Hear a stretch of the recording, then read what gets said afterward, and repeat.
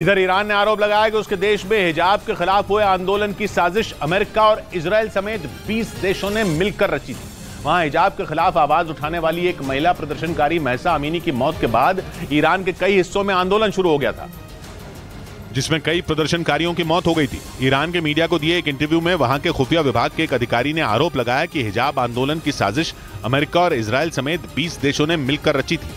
Iran ने यह भी दावा किया कि हिजाब आंदोलन को भड़काने के लिए इजराइल और यूएई के अधिकारियों ने एक सीक्रेट मीटिंग की थी। ईरान ने आरोप लगाया कि हिजाब आंदोलन को America, Britain, France, Germany, Canada, Italy और इजराइल ने बढ़ावा दिया और उनके नागरिकों को आंदोलन करने के लिए उकसाया। वहीं इन देशों ने ईरान पर कई तरह के प्रतिबंध भी लगाए ताकि उस पर दबाव बनाया जा सके। इस बीच पश्चिमी मीडिया ने दावा किया कि अमेरिका के राष्ट्रपति बाइडेन को डर सताने लगा है कि पुतिन कभी भी परमाणु हमला कर सकते हैं और इसीलिए पुतिन ने अपने पड़ोसी देश बेलारूस में परमाणु हथियारों को तैनात कर दिया है ताकि वो आसानी से यूरोप के किसी भी देश पर परमाणु हमला कर सके। पश्चिमी मीडिया के मुताबिक बाइडेन को लगता है कि पुतिन की सेना हथियारों की कमी से जूझ रही है और वो यूक्रेन के कई इलाकों से पीछे हट रही है, जिससे बौखलाए पुतिन युद्ध खत्म करने के लिए यूक्रेन पर परमाणु हमला कर सकते हैं। पश्चिमी मीडिया ने दावा किया कि बेलारूस में रूस ने जो परमाणु हथियार तैनात किए हैं वो दूसरे विश्व युद्ध में जापान के हिरोशिमा और नागासाकी पर गिराए गए परमाणु बमों से भी 3 गुना ज्यादा खतरनाक है। यानी अगर पुतिन ने ये परमाणु बम यूक्रेन पर गिराए तो भयानक तबाही आ सकती है।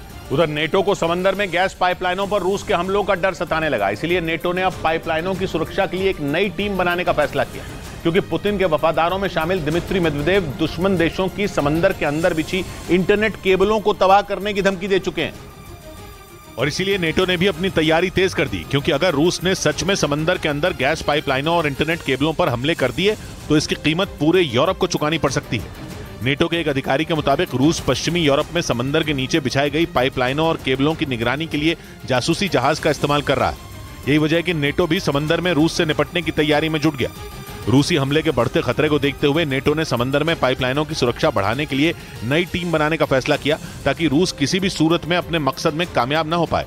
इस बीच यूरेशियन टाइम्स नाम की वेबसाइट के मुताबिक रूस ने यूक्रेन में तैनात हाईमार्स को तबाह करने वाले अपने सैनिकों के लिए इनाम का ऐलान कर दिया।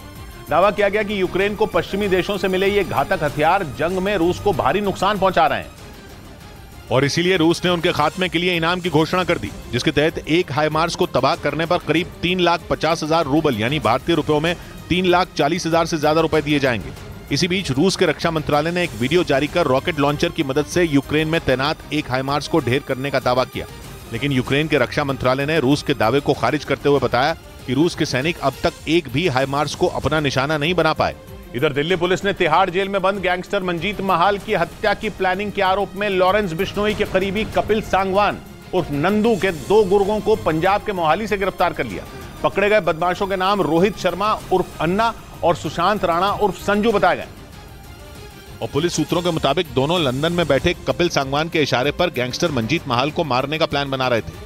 तिहाड़ जेल में बंद मंजीत महाल की कपिल सांगवान के गैंग से दुश्मनी है। सूत्रों का दावा है कि दोनों बदमाशों को तिहाड़ में बंद मंजीत महाल की हत्या की जिम्मेदारी दी गई थी, लेकिन वो पकड़े गए। लेकिन दिल्ली पुलिस ने एक सूचना पर पंजाब के मोहाली से रोहित और उसके साथी सुशांत राणा को पकड़ लिया। आरोप है कि दोनों 14 अप्रैल को दिल्ली के मोहन गार्डन इलाके में हुई बीजेपी नेता सुरेंद्र मटियाला की हत्या में शामिल थे। सूत्रों का दावा है कि दोनों बदमाशों को तिहाड़ में बंद मंजीत महल की हत्या की जिम्मेदारी दी गई थी, लेकिन वो पकड़े गए। पुलिस को रोहित के पास से एक पिस्टल और 4 गोलियों के साथ एक चोरी की बाइक भी मिली है।